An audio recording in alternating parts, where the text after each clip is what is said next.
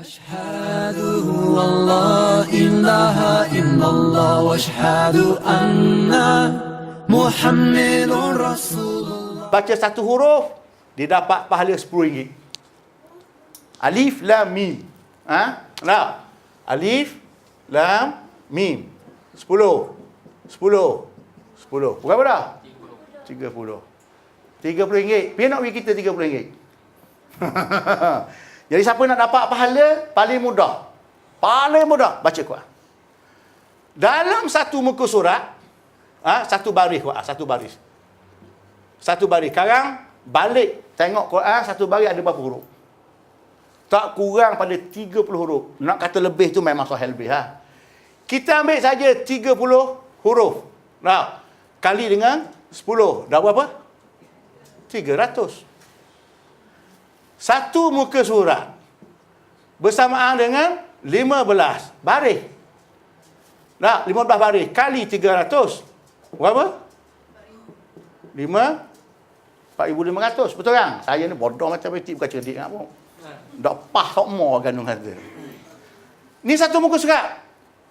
Ini satu muka surat 4,500. Kalau 10 muka surat, nah, kali 4,500 dah berapa? 45,000. Tulis K lah. Tambah lagi 10 surat yang sama, jadi semua sekali 90 K lah. Nah, 45 betul ada. Betul dah. Kita bohong. Okey, sekarang ni kalau satu juzuk kita baca Quran, satu juzuk bersamaan 20 muka surat. 20 muka surat satu juzuk, Allah Ta'ala bagi 90K. Dah cuba kali 30 muka surat, dah 2.7 juta. Itu baru satu kali khatam. Satu kali khatam. Dah cuba kali 10 bulan, 270 juta. Pergi nak PPT kita 270 juta sebulan. Kalau baca 10 bulan. Tak kaya lagi. Tak kaya lagi dengan Quran ni. Sebab tu Allah suruh kita hisap. Apa yang kita buat ni, kita kena nilai. Kita buat ni kita boleh apa, kita boleh apa. Bukan makna kita tu mengada-ngada dengan Tuhan, tidak. Memang Tuhan suruh kita menilai. Kalau aku buat benda ni, aku dapat pahala tak? Dapat. Banyak ke sikit? Banyak. Buatlah. Ini jangan. Ini adalah amalan orang meniaga. Dah apa meniaga pun, apa masalah? Yang pentingnya, awak tak buat apa. Jadi cuba bayang. Dua. Itu dalam setahun, tak tahulah banyak mana. Kalilah semua hidup kita ni. Orang muda lah utuhnya. Tua macam saya ni rugi dah.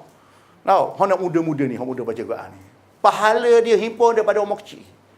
Nak sampai ke mati dia tu, tak ada alat yang boleh kira. Kalau ada kalkulator, terbakar kalkulator tu.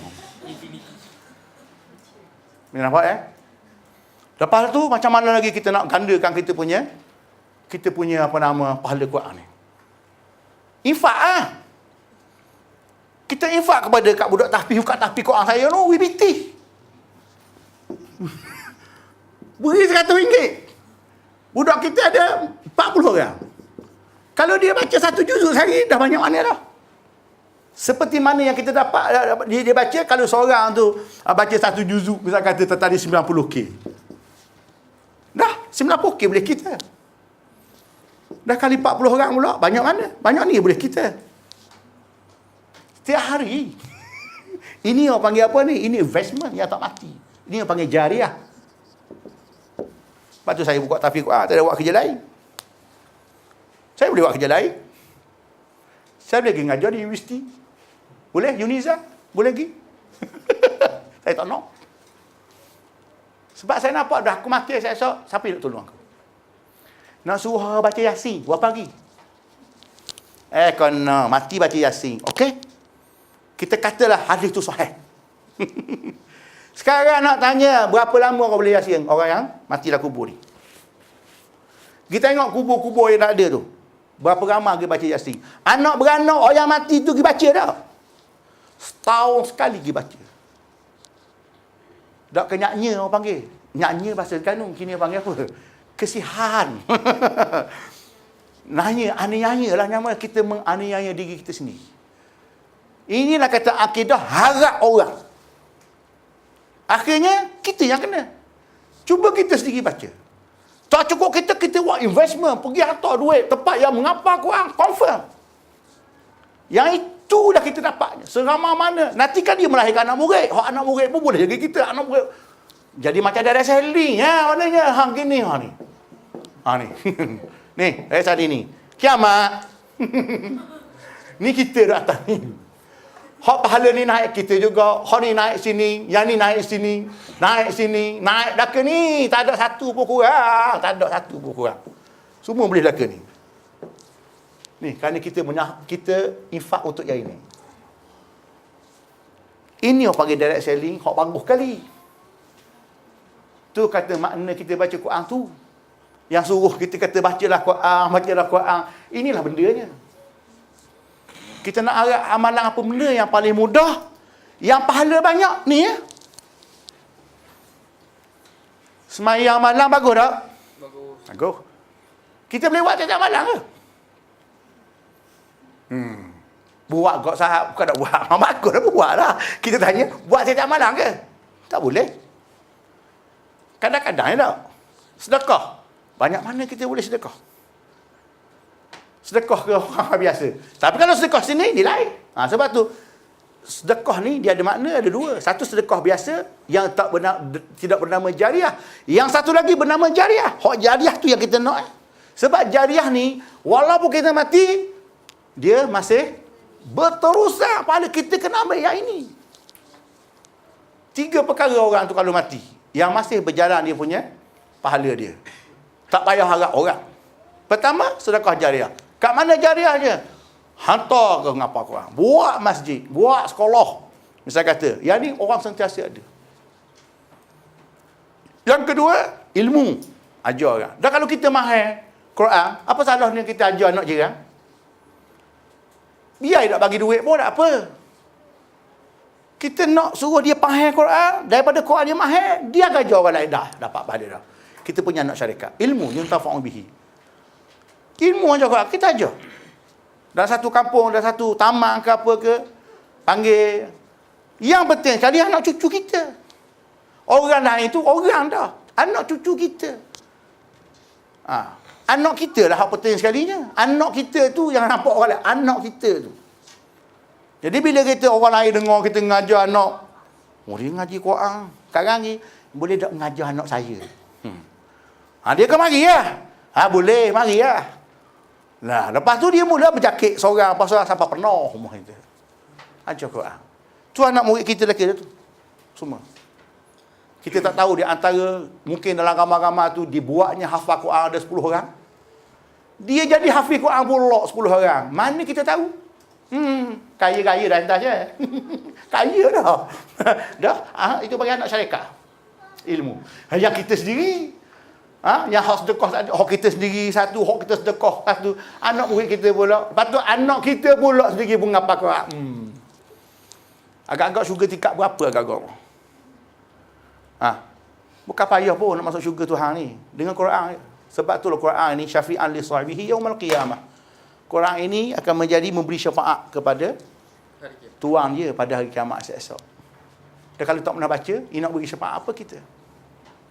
Sebab tu Nabi SAW berdoa, Allahumma ja'il Quran hujjatan lana wala hujjatan alaina. Ya Allah, jadilah Quran itu sebagai peguam bela kita di hari akhir esok. Jangan jadi peguam cara kita. Siapakah yang akan dijadikan peguam cara? Apabila orang melalaikan Quran.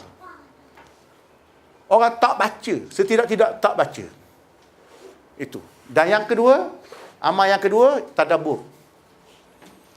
Tadabbur, apa maksud tadabbur? Dalam surah Muhammad, Allah Ta'ala sebut, afala yatadabbaruna al-Quran am ala qulubihim aqfaluha? Apakah kamu tidak bertadabbur pada Quran itu? Atau hati kamu telah terkunci? Siapa tak ada masa nak tengok apakah isi kandungan Al-Quran? Dengan arti kata lain, belajar ilmu Al-Quran itu. Isi kandungan Al-Quran ini mengandungi berbagai-bagai subjek. Pertama, berkait dengan akidah. Kedua, berkait dengan syariah, berkait dengan ibadat. Satu, akidah. Dua, ibadat. Ketiga, syariat. Keempat, muamalah. Kelima, akhlak. Enam, dari segi siasah, politik. Tujuh, dari segi iktisad, sains. Ke-8, berkait dengan ilmu sains. Tak kira lah, geologi ke, biologi ke, kimia ke, fizik ke, astronomi ke. Semua ada dalam Quran. Itu maksud tadabbur ni ialah mengkaji Quran tu apa. Sebab tu semua ilmu yang dimiliki oleh dunia hari ni, semuanya ada dalam Quran. Sebab tu Dr. Zakir Naik boleh cakap dah ke? Betul tak? Nak suruh cakap apa ilmu Quran ni? Semua dia boleh cakap. Saya tertarik dengan Dr. Zakir Naik ni apabila saya tengok pertama kali dalam hidup saya melihat video dia berdebat dengan William Campbell. William Campbell lah, nama tua tu.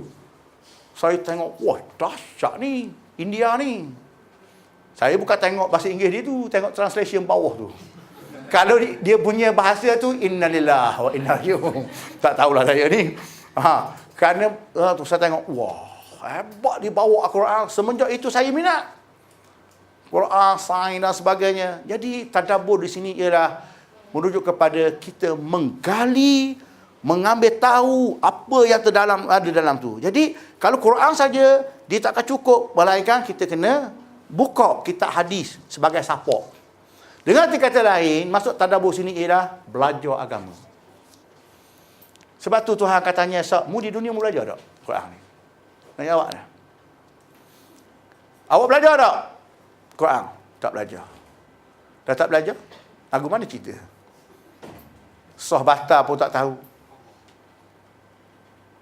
Banyak benda kita nak belajar. Okey, yang pertama masalah akidah. Akidah, berkait akidah, berkait dengan Tuhanan, berkait dengan masalah kitabnya, berkait dengan rasul, malaikatnya, rasulnya, hari kiamatnya, qada dan qadar. Yang ni bila kita nak belajar ni?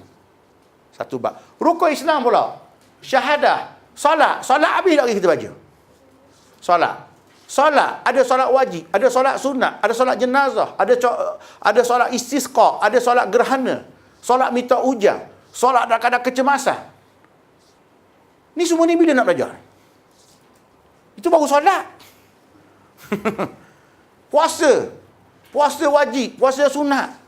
Benda yang halal, benda yang batal, benda sah, benda batal. Haji apa dia? Umrah apa benda? Ni bila nak belajar? Semua ada dalam Quran belaka. Kemudian berkait dengan muamalah. Muamalah ni terbagi kepada beberapa aspek. Muamalah yang pertama munakahat. Munakahat ni perkahwinan. Bermula dengan masalah pertama memilih calon. Tu satu bab panjang memilih calon. Lagu mana? Kufunya, tak kufunya. Tahu kufu? Kufu ni matching. Orang dia panggil matching. Serasi. Mu nak kahwin. Dia tak makan nasi, dia makan roti. Konon nak kahwin orang Rusia. Rusia tak makan nasi. Dia makan roti dengan daging hari-hari. Mu kena carilah. Wak balik Malaysia, you makan budu. Berkelahi. Haram hukumnya. Mana boleh? Sebab kalau kamu sanggup mengambil dia dengan budaya dia, kamu kena raih budaya dia. Itu nama kufu. Kalau you tak boleh, jangan galak orang kandung kata. Jangan galak-galak nak kahwin. Even kita sesama kita pun Malaysia ni, dia anak raja. Daripada kecil tak pernah pegang iron. Tak pernah pergi basuh dalam mesin basuh. Tak pernah pegang periuk. Tak pernah pegang apa. Yang ada semua siap. Tiba-tiba kahwin dengan dia, buat. Buat, mu basuh. Mau ni, mu nak masuk syurga. Kalau tidak, neraka mu. Boleh ke gitu? Tak boleh. Awak kena sedia wang gaji. Semua benda siap. Dah awak nak kahwin sangat. Itu nama kufu. Ini dah kerana cinta. Kerana cinta saja. Cinta pun kahwin. Lepas tu derita. Tak boleh. Ini bukan muhabbatain ni. Bukan. Ini dia nyanyi lagu muhabbatain. Hamko hamese coralo. Dia nyanyi lagu Hindustan tu. Lepas pada tu, banyak benda. Masalah pemilihan. Kemudian masalah matching yang kedua, kesihatan. Sebab tu kena ambil ujian darah orang nak kahwin ni. Nak kahwin kena ambil ujian darah. Dibuatnya nyakit TB. Dibuatnya AIDS. Dibuatnya leukemia. Apa benda yang makin leukemia tau. Nak nikah. Kita tanya kalau orang puang, tok lelaki mu handsome, lebih handsome daripada Shah Rukh Khan. Tapi dia ada nyakit AIDS. Mu nak kahwin tak? Nak kahwin tak?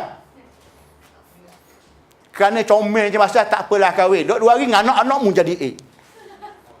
Dan apa dah penyakit lagu tu buat apa?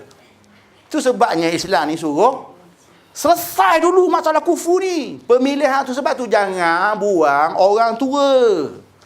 Ini dah kerana mere mehbub punya pasal orang tua tak ke mana. Mak, ini saya punya boyfriend. Mak, ini saya punya girlfriend. Terima je lah. Oh, dah. Oh, dia kawan orang tua dia. Orang tua nak kata apa? Awak dah fikir habis-habis dah. Sudah masak, mak. Dah jatuh pun. Sudah luruh pun kata. Bila kahwin, dah 2 hari. Pertama, berkat adab. Asal apa? Meninggalkan wadi. Jangan main-main. Banyak benda tu. Itu baru intro baru. Masalah akad, masalah wali. Wali bermasalah, macam mana nak buat. Masalah tolaknya, masalah rujuknya, masalah fasakh, masalah li'an, masalah khulu. Ini semua ni bila nak belajar. Dia khusus kahwin 2 hari je. 2 hari nak hidup 20 tahun. Tak cukup. Itu penting kepada kitab fiqh. Itu baru mau nak kahak ni. Kemudian timbul pula masalah. Hukum apa benda? Hukum radha'ah. Hukum hadanah. Radha'ah ni menyusu anak. Dan ni tak ada dah nyusu, pakai susu lembu. Settle satu masalah. Tapi hukum hadanah, masalah jaga anak, bila bercerai, macam mana nak buat?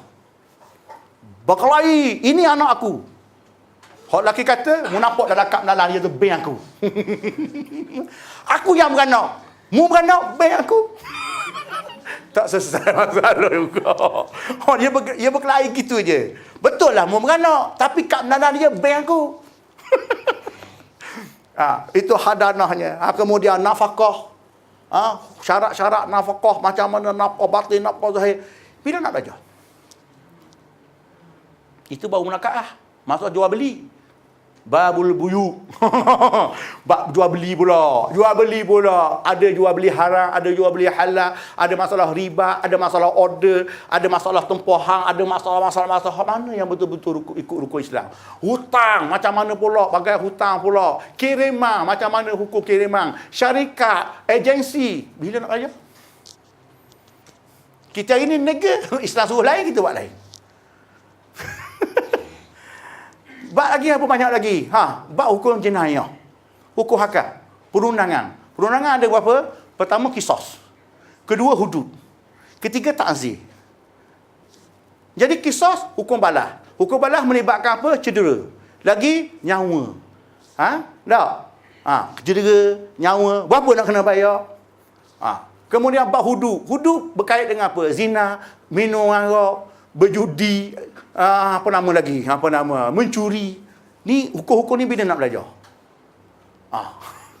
Lepas habis tu pula bab penyaksian, jadi saksi, syarat-syarat jadi saksi, siapa dia yang boleh jadi saksi, siapa yang tak boleh jadi saksi. Ni nak tadabbur ni bila ni? Bukan saya kata masuk universiti, kena buka kitab. Alhamdulillah, hari ni orang dah buat buku, dah lengkap. Buku yang paling bagus bercakap mengenai ini namanya Sahih Fiqh Sunnah.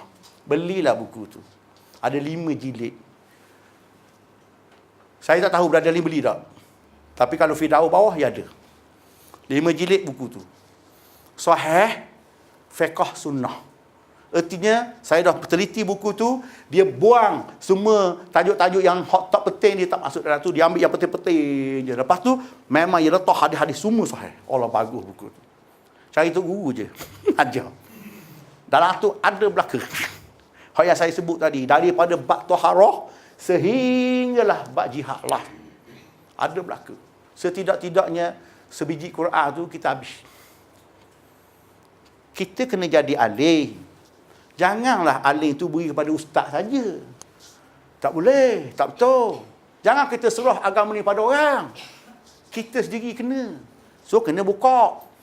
Jadi, itu masuk tadabbur. Apakah kamu tidak mentadabbur Quran? Ataupun hatimu kerah sangat. Artinya, oh kerahnya hatimu. Siapa kamu tak nak belajar hukum hakam yang ada dalam Quran ni? Nak jawab macam mana?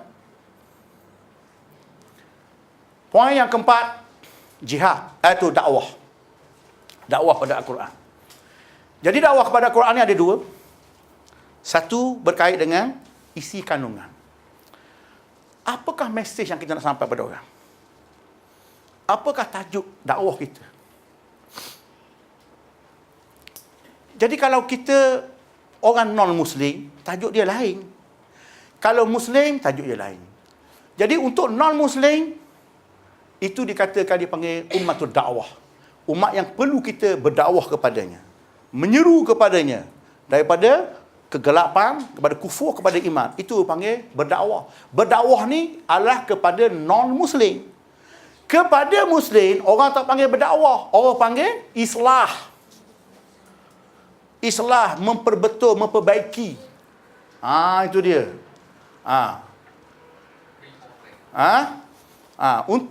Untuk umat yang non-Muslim, baru dikata berdakwah ni untuk non-Muslim.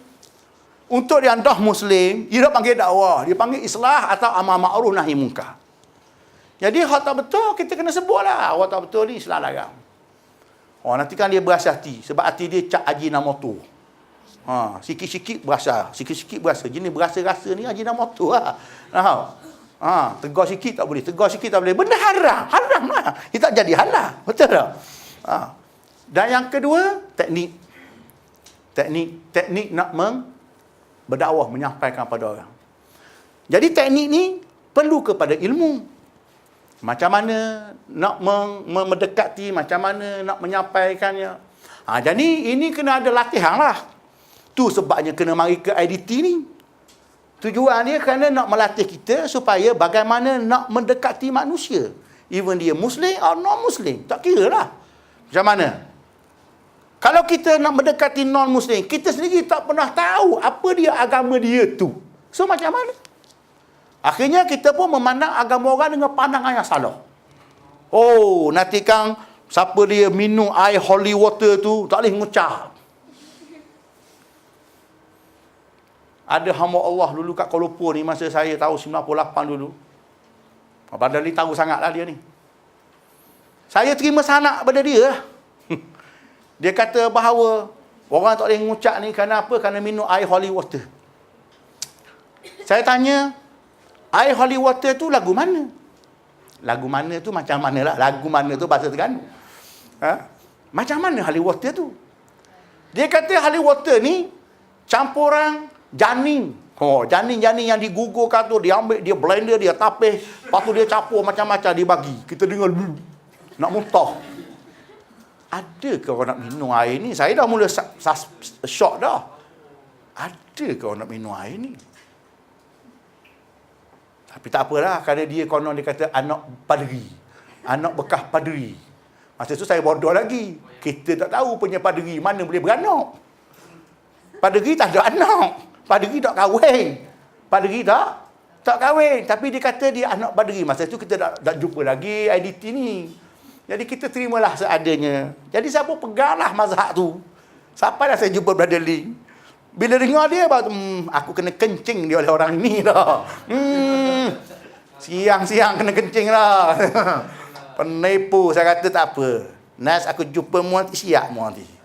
Hari ni kita dah belajar dah. Ada ke patut dia sendiri pun salah dalam agama Kristian. Artinya, kamu tu dah jahil dah. Kamu jahil, kamu dengan kejahilan kamu beritahu kepada orang lain dengan apa yang kamu tak tahu. Bahasa Arab panggil orang macam ni, panggil jahil murakkab. Jahil berlapis-lapis. Orang panggil. Lepas tu dia mengaku pula, orang masuk Islam lah, macam-macam dia buat. Jadi pandangan-pandangan salah ini menyebabkan jiwa orang non-Muslim akan terluka. Macam orang bercakap tentang Islam yang salah lah. Betul tak? Dia pandang Islam kita dengan pandangan yang salah. Muslim semua teroris. Muslim semua teroris. Kita rasa macam mana? Tapi yang dibom kat Paris tu lagi, bukan Muslim pun. Tapi tak kata teroris pula. Hala ke Islam teroris, hala tak Islam mujahidin. Nak ke mana? Jadi pandangan-pandangan yang salah. Jadi sebelum kita bercakap tentang agama orang, sebelum kita mendekati non-Muslim, kita kena tahu apa agama dia, apakah sebenarnya. Jadi kuliah-kuliah di IDT seperti ini sangat penting. Jangan kita pergi berdakwah, lepas pada tu kita tak tahu apa benda. Satu. Yang kedua, follow up. Follow up penting.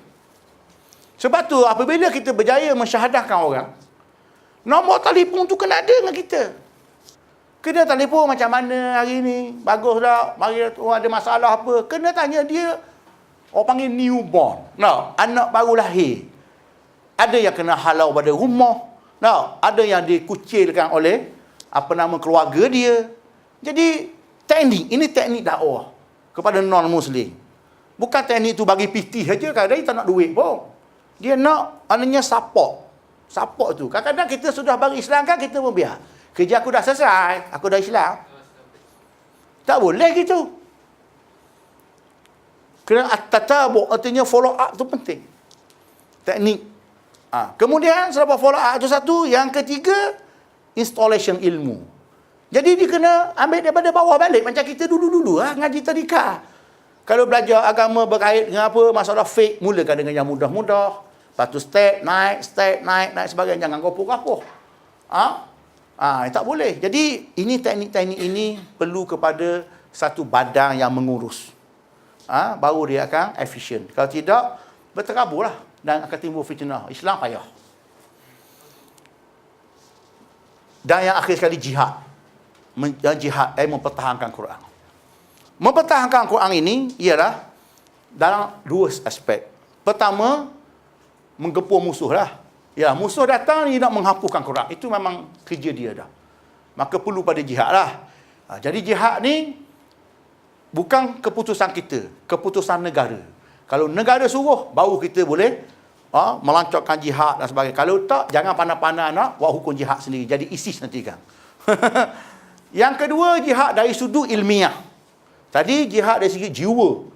Yang kedua dari segi ilmiah. Ilmiah ni artinya knowledge lah maknanya. Orang tuduh Islam tidak jujur, kita jawab dalam penulisan. Kalau perlu duduk di TV, duduk di TV lah. Kalau perlu jadi macam Dr. Zakir Naik lah. Maknanya dia beri hujah kepada sebagainya. Tak kira seminar ke apa ke benda, mempertahankan kebenaran Quran ini. Bila ada orang menuduh Islam ni zalim lah, tak adil lah, apa, bangkit. Jangan duduk diam macam tu. Orang kata Islam teroris, kita pun diam. Jadi orang kata betul lah. Tengok, dia tak buat apa-apa, betul lah tu. Tak boleh, bangkit. Siapa-siapa yang ada kehebatan dalam penulisan, tulis. Tak betul. Bantah balik.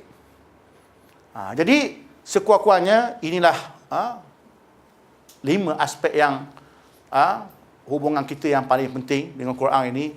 So, saya ambil itu terlalu ringkas sebenarnya. Terlalu ringkas. Apa yang saya nampak sebagai induk je, ini. Jadi, kerja kita itulah sebenarnya. Kita bercakap tentang Quran, pertama kita kena mahir Quran. Setidak-tidaknya dakwah dengan bacaan. Dakwah dengan bacaan. Imam Sudais ni, dia berdakwah dunia ni dengan bacaan dia. Imam Sudais tu, Masjidil Haram tu, dia berdakwah pada dunia ni, dia tak seperti orang. Orang lain naik kapal terbang. Naik kapal terbang, pergi situ, pergi sini, buat seminar tu, seminar. Dia tak. Dia hanya suara dia saja sudah menggerungkan dan sudah melentur jutaan manusia yang di situ. Saya pertama sekali pijak bumi Masjidil Haram ni tahun 89. Bulan Mac 89. 16 Februari 16 Mac. Ingat lagi. 16 Mac 17, 16 Mac. Hati kecil kita ni mula-mula nak tengok apa? Tu. Kaabah dulu sekali. Dalam perjalanan daripada Jeddah dulu, Jeddah airport lama. Airport Badui dulu. Bukan macam sekarang hebat. Dalam perjalanan ni tengok Kaabah ni macam mana lah, kita nampak gambar aje. Dan kepala kita ingat ke Tanah bumi Arab ni pokok khurma, rumah lama. Sebab gambar buku yang kita belajar ni gambar macam tu. Jahat juga ilustrasi yang salah ni. Kita nampak unta, pokok khurma, rumah nak roboh. Kan? Betul tak? Cerita Arab aja gambar tu. Jahat ni, ilustrasi ni kena buang. Tak boleh. Kena tunjuk apa yang ada ini. Lebih hebat daripada kapung lagi. Jadi sampai sana mula-mula kita nak apa dia? Kaabah. Pintu saya masuk, saya ingat pintu Babus Salam. Masa tu hotel saya menghadap ke Babus Salam. Tengok jauh hitam kecil. Oh, hati tu dodak kita tengok. Sampai dekat meleh mata. Nangis kenapa? Tak tahu. Nangis sebab apa? Tak tahu sebab. Tak boleh nak khabar sebab apa. Barangkali hati kecil nak khabar betapa besarnya syukur. Bilion manusia atas muka bumi ni aku dijemput datang sini. Sebab tu Duyufur Rahman ini menjadi tetamu Tuhan ni, Tuhan pilih. Dia pilih apabila orang minta. Kalau tak minta, dia tak pilih. Sebab tu kita kena minta supaya Allah Ta'ala jadikan kita ni sebagai Duyufur Rahman dia. Kena minta, berdoa, ya Allah, izinkanlah aku ni buat haji ke, buat umrah. Duit tak ada, tu nombor 10. Minta tu dulu. Minta dulu, minta berdoa. Jadi tengok, meleleh masa tu lah. Kemudian saya ingat lagi masa tu subuh. Kita pun tawaf. Saya pukul 2:30 malam. Tawaf. Sudah tawaf pergi Sa'i. Sudah Sa'i, azan yang pertama. Azan Ali Mula tu lah. Punyalah sedap azan. Terduduk saya duduk. Sedapnya azan ni. Peria ni azan ni sedap ni. Tak apalah. Kita pun ambil tempat duduk. Jadi ulu sungguh lah. Kita ni badui sungguh kita ni. Tapi masa tu orang tak ramai. Masa 89 ni orang tak ramai lagi. Tak ada. Majlis Haram ni tak pernah pun. Kita boleh kucuk berapa kali sehari nak kucuk ajaran suat tu boleh. Borak macam lenih, macam semut lah. Jadi, semayang subuh. Siapa jadi imam? Imam Sudesh. Masa tu. Dia punya takbir dia saja dah naik bulu rama dah. Dari punya bacaan dia tu, daripada awal pakai saya termagu duduk. Seolah aku ni berada di dunia lain. Aku ni bukan, hari kedua cubit, betul ke aku duduk Mekah ni? Betul. Cuba mencubit tangan aku. Sakit, betul dah. Bukan mimpi kita ni. 3 hari macam tu lagi. Super lah. Kita ni mimpi ke? Betul duduk Mekah ni. Betul dah Mekah ke mimpi. Tak percaya lagi 3 hari. Lepas 3 hari baru percaya. Tapi dakwah suara Imam Sudesh ni memang. Selepas Imam Sudesh jadi imam di Masjidil Haram lah, maka ramai. Maka orang bermula jadi minat dan sebagainya. Dulu dia berduet dengan Imam Huzaifi. Ketika bulan Ramadan, dia berduet dengan Imam Saleh. Imam As-Saleh. Dan seorang lain, alhamdulillah. Yang satu lagi, Imam Masjidil Haram, Imam Masjid Nabawi, itu Imam Huzaifi berduet dengan Ali Jabir daripada Riyadh. Ali Jabir dah meninggal kan? Memang dia punya hebat masa tu. Semayang dah atas minyak tar je, dah tak ada tempat. Saya pun nak semayang tepi tos sapoh. Tak ada tempat dah kali semayang tepi tos sapoh. Kan aku sujud atas sapoh ni kan. Kita ni punyalah pemalas. Kita belilah sejadah tu. Tak beli dah. Bila kita kerja di hotel, nak pergi tengok tak ada. Tupanglah hos belah. Tapi tak bau, dia tak ada. Dia bersih. Bila sapoh tu dia ambil, dia tabur tu dia punya debu putih. Untuk nak hilangkan bau dan sebagainya. Itu dia kena doa lah. Jadi semua Masjidil Haram tersebut disebut dalam Quran. Disebut dalam Quran. Jadi isi-isi kandungan Quran tu selain pada yang saya sebut tadi, kisah-kisah Nabi dan sebagainya, ni pun kita tak baca juga lagi. Jadi sekarang orang dah tulis dah buku kisah Nabi-Nabi, Sahih Nabi-Nabi oleh Salim Al-Hilali. Ada 2 jilid kitab buku ni. Tanya Abu Talhah. Siapa kenal Abu Talhah, tanya dia. Mungkin dia jual buku tu. Sahih kisah Nabi-Nabi. Jadi situ kita kena tengok dalam Quran sebut Nabi-Nabi. Jadi sekadar itu sajalah perkongsian yang boleh saya kongsikan pada hari ini. Faham tak saya cakap ni? Allah, bimbang saya ni kali bawa bahasa ibonda saya ni. So sekadar itulah. Kita punya tu, insya-Allah ada apa-apa nak tanya ke, dipersilakan. Saya duduk lah.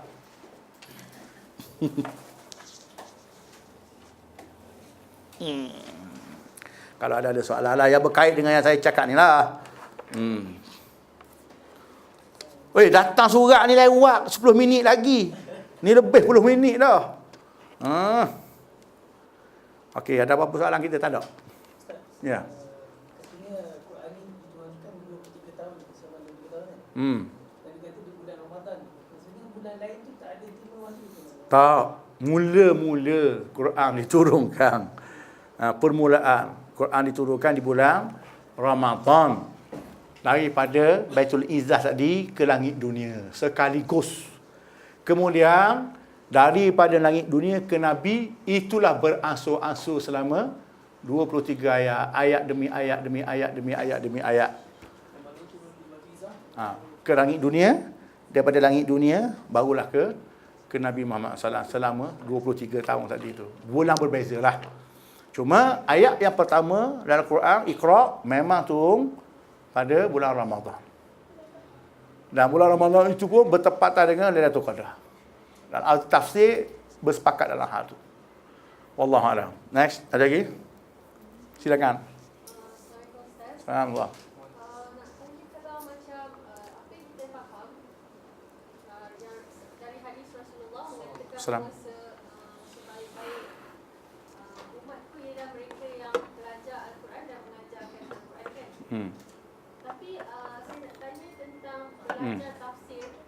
Ya. Tafsir Al-Quran. Ada yang saya dapati kelas-kelas yang ajar tafsir ni dia bahasa Arab pun dia tak mahir. Macam mana dia boleh mengajar tafsir? Adakah dia layak untuk mengajar ataupun juga dengan hadis? Dia dalam hal kita nak memberi ilmu ni,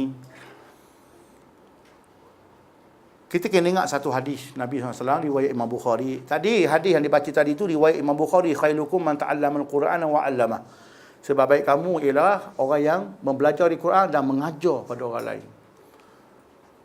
Quran ini baca makna dengan tafsir dia berbeza. Kalau sekadar baca makna, jadi kita fahamlah makna je lah. Tapi kalau pergi kepada yang lebih detail lagi, misal kata Allah Ta'ala sebut dalam Quran, wattini wazzaitun wa turi sinin wa hadzal baladil amin. Apa yang Tuhan nak di sebalik ayat ni? Siapa yang boleh beritahu?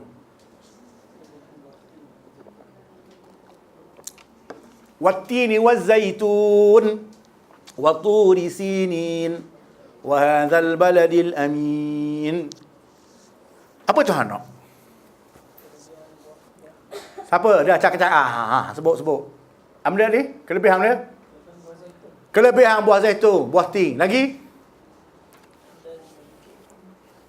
Kelebihan Bukit Tusina, banyak benda ada mah ke situ ke apa. Lagi?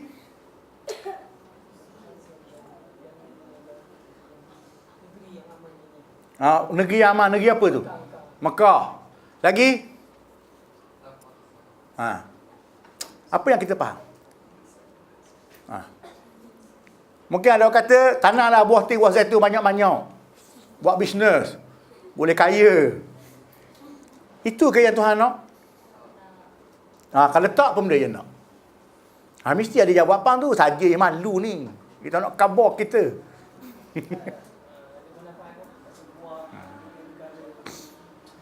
Itu saya kata, itu panggil tafsir bil ra'i. Tafsir dengan akal. Nampak sih? Itu tafsir dengan akal. Kalau kita buka tafsir, yang dimasukkan Tuhan situ, ialah nak beritahu bahawa dia menyebut tentang Nabi ulul azmi. Wattini wazzaitun, bumi mana yang paling banyak ditanam buah tin dan buah zaitun? Palestin. Jazakallahu khair. Di Palestin ni bumi apa namanya? Bumi dulu. Bumi Syam. Nabi apa di situ?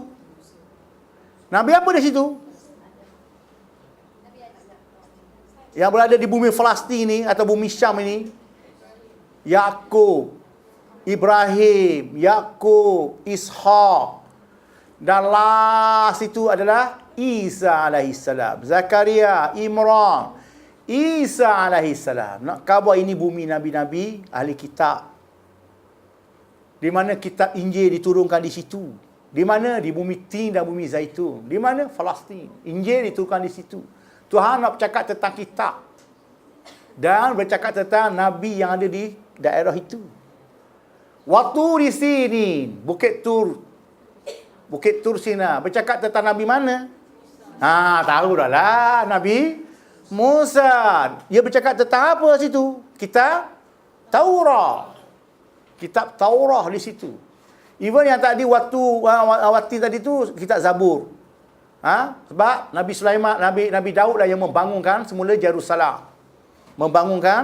Mengasaskan Baitul Maqdis dan membangunkan Jerusalem dan kemudian dilanjutkan usaha itu oleh anaknya Sulaiman.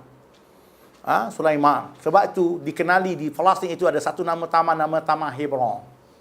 Taman Hebron, tapi sudah dihancurkan oleh Babylon. Ranak semuanya. Kemudian wahadzal baladil amin. Inilah bumi yang aman. Merujuk pada kitab apa? Al-Quran. Dan merujuk kepada Nabi mana?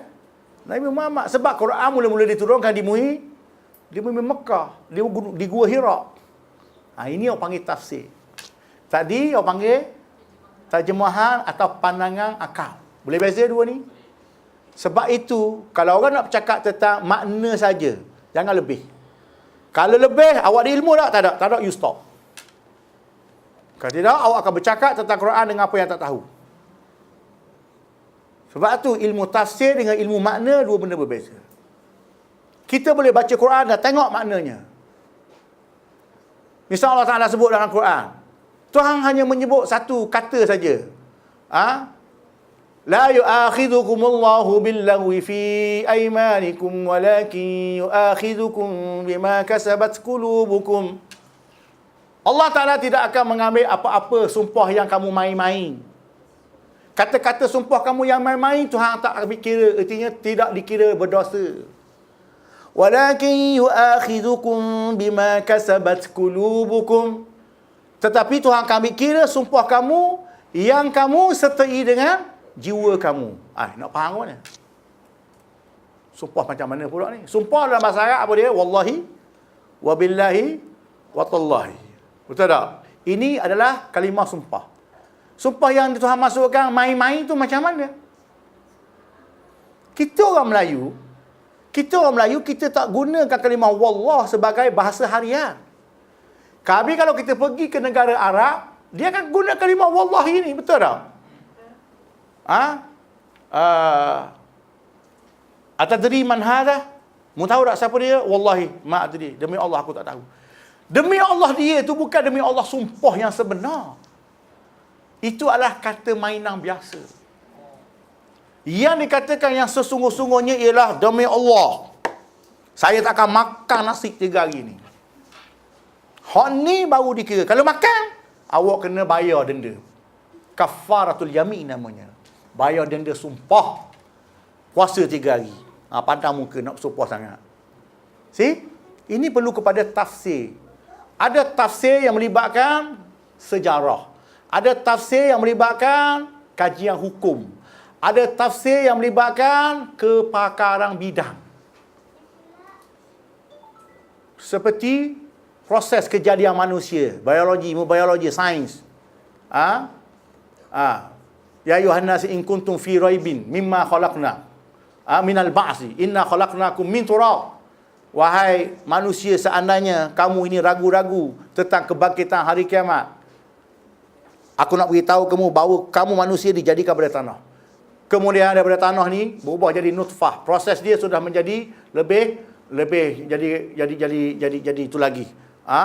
Daripada mani itu menjadi darah tu menjadi daging, kemudian dia jadi tulang, lepas tulang dibalut dengan daging lagi. Kemudian jadilah manusia biasa sebagainya. Ini ilmu apa namanya? Ini adalah ilmu biologi. Jadi bercakap tentang biologi ni siapa dia? Ustaz dah cakap biologi bukan bidang dia. Kena doktor lah. Doktor lah. Jadi sebab itu dalam Quran ni Kita nak bercakap, kalau ayat ini turun di zaman Nabi SAW, apa sahabat faham? Sahabat tak faham tu. Dia tahu manusia diciptakan daripada segumpal darah, lepas tu darah pula menjadi mani, lepas tu jadi mani, dia tahulah mani, lepas tu jadi darah, jadi ketul, lepas tu tulang, lepas tu dia tahu manusia gitu lah. Jadi prosesnya berapa hari, apa dinamakannya, embrio ke, zygote ke, apa ke benda, tak ada lagi istilah masa tu. Berapa hari kandungannya, hari minggu yang ke berapa, minggu apa, tak ada tahu lagi masa tu. Ilmu ni tak wujud lagi. Bila wujud? Akhir zaman. Artinya orang yang pakar bahagian ni, dia lebih tahu tentang proses. Maka kita kena pergi pada ulama'. Sebab itu bukan kesemua ulama' dia boleh memahami keseluruhan isi kandungan Quran. Ada dia kena merujuk pada pakar. Dia merujuk kepada pakar astronomi berkaitan dengan perjalanan bintang-bintang, perjalanan matahari, bulan dan sebagainya. Awak boleh bercakap begitu je walaupun awak alim, tahu bahasa Arab hebat, tetapi kena merujuk kepada bidang astronomi. Kena panggil, Tuhan cakap gini, apa maksud? Dia kata, ni perjalanan bintang, perjalanan bulan dengan matahari tak sama. Matahari dia berada di paksi dia satu je, dia punya landasan satu je. Bulan ni pula landasan dia banyak, 14 landasan. Bulan ada 14 landasan. Sebab tu dalam surah Yasin menyebut wal qamara qaddarnahu manazila. Dan kami tetapkan untuk bulan itu beberapa manzilah. Manzilah itu artinya dia punya landasan dia tu ada 14. Sebab tu apabila dia tu jauh pada bumi, kita nampak tak? Nampak satu hari bulan tak nampak. Kemudian dia makin dekat dengan bumi itu menunjukkan bahawa dia semakin dekat dengan bumi. Jadi nak tahu secara lanjut benda ni, tanya Pak Ustaz, dia tak ada jawab. Kena tanya bahagian astronomi lah. Itu tafsiran sebenarnya, kena pergi ke astronomi. Boleh jelas, ha? Jadi, sekadar membaca makna, kemudian tafsir dua benda berbeza. Bila saya cakap lagu ni, janganlah takut pula nak baca Quran, terjemahan tu. Bacalah. Tak faham, baru tanya Ustaz. InsyaAllah. Allahuakbar. Next, ada lagi?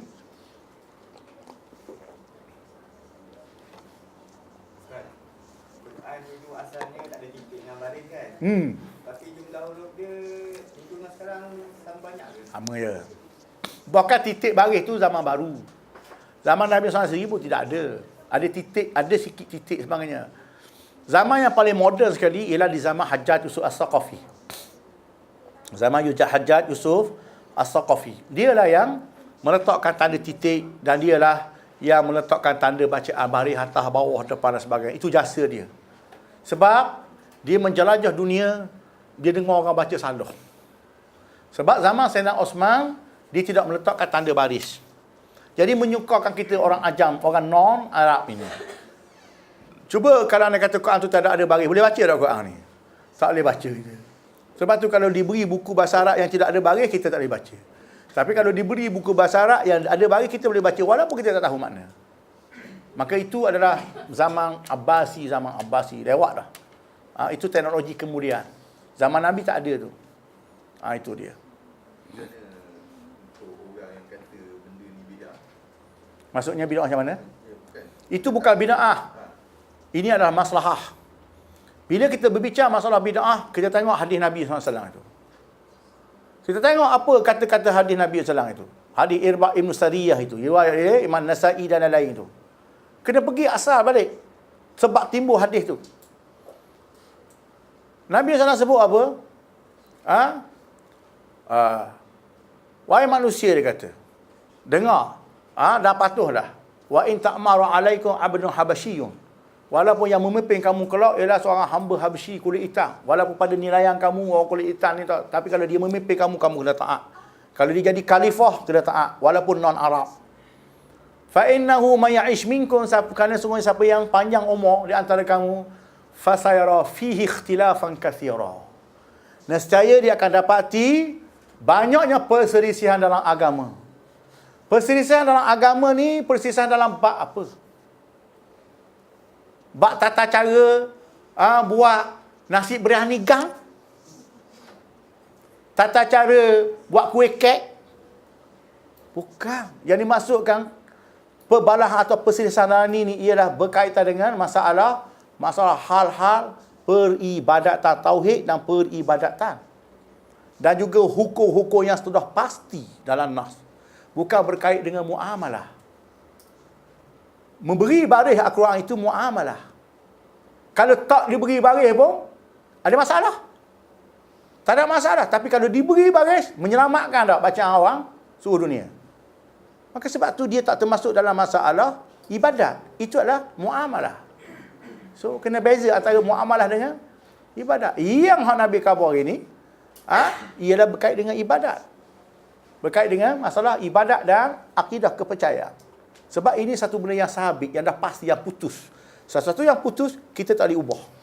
Sesuatu yang sudah diwartakan oleh Allah Ta'ala, kita tak boleh ubah. Semaya Zuhur 4 rakaat, tiba-tiba nak buat 8 rakaat. Supaya apa? Supaya konon yang dapat pahala lebih. Boleh ke? Tak boleh. Tak boleh. Situ je lah. Alah sikitnya subuh 2 rakaat. Aku bantai 12 rakaat. Tak boleh. Itu ketetapan nas. Kalau mengubahnya, itu dipanggil bid'ah. Okey? Jadi yang dimasukkan di sini ialah bukan masalah baris Quran. Itu dipanggil bab maslahah. Ia bukan bab bid'ah. Sebab tu bid'ah dengan maslahah, dua benda yang berbeza. Jarak langit dan bumi. Sebab tu masyarakat kita ni berbahas berkait dengan bid'ah ni, dia orang tak faham. Yang dimasukkan bid'ah ini ia berkait dengan ibadat dan kepercayaan. Iman dan ibadat. Jangan salah. Sebab tu Nabi SAW sebut dalam hadis Muslim, man amila amalan laisa alaihi amrun fahuwa raddun. Siapa yang melaksanakan satu melakukan amalan yang bukan kami suruh, kami tak pernah tunjuk, kami tak pernah contoh, kami tak pernah suruh, fahuwa raddun, maka ditolak. Maka ditolak. Dan yang seterusnya masalah pembarisan Quran ini, ada ulama-ulama batas. Jumhur seluruh ulama. Ulama hadis ke ulama Quran semua tak kata apa. Artinya diterima oleh seluruh umat. Lagi-lagilah mengukuhkan benda tu. Mengukuhkan benda tu. So dari sudut itu kita tak boleh namakan, kita tak boleh letak nama bid'ah, tak boleh. Kita kena letak itu maslahah. Bid'ah hanya berkait dengan masalah ibadat saja. Wallahu a'lam. Ya. Ini sebab kita perlu kepada guru. Sebab tu kita perlu pada guru. Kita akan tahu, mungkin kita dengar nasah dan mansuh. Sebab itu perlu pada kitab tafsir. Kitab tafsir akan beritahu setiap ayat ni mansuh atau tidak mansuh. Itu penting belajar tafsir. Dalam kitab tafsir, ahli tafsir akan sebut berbagai-bagai pandangan. Salah satunya ia akan berbicara mengenai ayat yang sudah dibatalkan hukumnya. Hukumnya. Contoh ayat wasiat. Ayat wasiat dalam surah Al-Baqarah dibatalkan dengan ayat faraid dalam surah An-Nisa. Kutiba alaikum idza hadara ahadakumul maut in taraka khairanil wasiyatu lil walidaini wal aqrabina bil ma'ruf haqqan 'alal muttaqin. Diwajibkan kepada kamu di saat kamu nak mati, supaya kamu membuat satu wasiat. Untuk siapa? Lil walidaini, untuk kedua ibu bapa kamu yang meninggalkan. Wal aqrabin, kaum kerabat kamu, anak kamu, saudara mara kamu. Bil ma'ruf, dengan cara yang maknanya samalah. Haqqan 'alal muttaqin, wajib kepada orang yang bertakwa. Itu ayat pada mula-mulanya. Dulu-dulu sebelum ayat waris atau ayat faraid, benda ni yang beramal dulu. Tapi ayat ini sudah dimansuh hukumnya. Maksudnya tidak ada lagi bila orang yang mati itu artinya menjadikan wasiat. Kalau dia nak wasiat pun hanya 1/3 saja daripada hartanya. Lebih kena dibagi menurut hukum faraid. Yusikumullahu fi auladikum lizzakari mislu hazil unsayain. Tuan sebut dalam surah An-Nisa. Diwasiatkan kepada kamu. Supaya apa? Supaya memberi bahagian. Untuk anak lelaki 2 bahagian, anak perempuan 1 bahagian. Untuk mak, untuk bapa, untuk adik-beradik, dia ada pembahagian. Dia panggil ashabul furud, iaitulah golongan yang menerima jumlah bahagian menurut ketetapan nas. 1/6, 1/8, 1/4 suami, 1/4, 1/2. Itu bab lain pula, kena belajar lagi faraid. Jadi sebab itu hal nasakh mansukh ini kita kena merujuk kepada ulama lah. Jadi kita tak boleh pandang-pandang seorang. Itu dia. Memang ada lah. Wallahualam. Lagi, tak apa. Ustaz, masa kalau ada perbalahan lagi kan, masa akan datang tu kan, boleh ke kita buat penambahan lagi kat Quran tu? Nak tambah dari sudut apa? Mana tahu ada. No. Quran ini, al-yawma akmaltu lakum dinakum wa atmamtu alaikum ni'mati wa raditu lakumul Islam dinan, surah Al-Maidah. Pada hari ini aku telah sempurna dah untuk kamu agama kamu. Artinya ayat-ayat Quran ini untuk panduan kamu melaksanakan kehidupan sehingga ke kiamat esok, tak perlu ditambah dan tak perlu dikurang lagi ayat tu. Tak bukan tambah ayat macam, kan dia tambah baris dengan titik kan. Oh, maksud anta Kalau ada macam perbezaan bacaan lagi pun. perbezaan bacaan. Oh, itu nak cakap perbezaan bacaan. Sudah pun ada Quran. Quran dalam qiraat Warash, dia tulisan dia lain. Dia tulisan sama, tanda baris dia lain. Atap tak nak tengok Quran ni kan? Saudi Arabia sudah mengeluarkan satu Quran dalam bacaan Warash. Tahu bacaan Warash ni? Bacaan Warash tidak sama dengan bacaan kita. Kita bacaan Imam Hafaz. Di sana ada Imam Warash, dia ada 7 qiraat. Dalam bacaan kita ambil contoh, Imam Hafaz, Sabbihisma rabbikal a'la alladhi khalaqa fasawwa. Itu bacaan kita. Bacaan Warash, Sabbihisma rabbikal a'la alladhi khalaqa fasawwa. Wadduha wallayli idza saja ma wadda'aka rabbuka wa ma qala walal akhiratu khairul laka minal ula. Tu bacaan kita hafaz. Kalau Warash, wadduha wallayli idza saja